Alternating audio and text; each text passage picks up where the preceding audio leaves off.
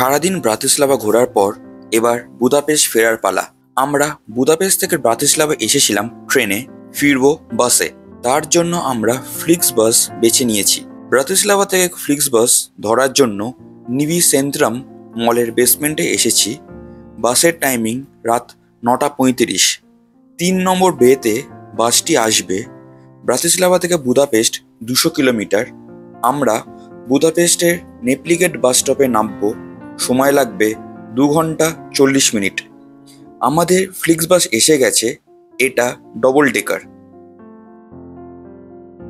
আপার ডেকে ওঠার সিঁড়ি, ছোট্ট ওয়াশরুম, লোয়ার ডেক ভিউ, সামনে ড্রাইভার সিট।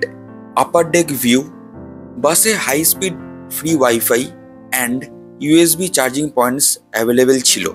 আমরা আপার ডেকের একদম ফ্রন্ট সিটে বসেছিলাম।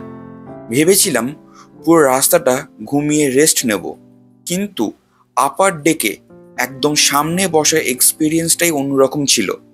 পুরো রাস্তাটা খুব এনজয় করেছি। রাত 10:04 অ্যান্ড আউটসাইড টেম্পারেচার 4 ডিগ্রি হলেও বাসের ভেতরটা খুবই কমফোর্টেবল ছিল।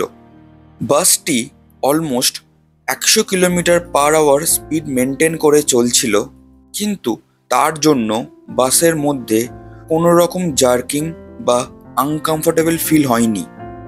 একদম সময় মতো বুদাপেস্ট পৌঁছে গিয়েছিলাম।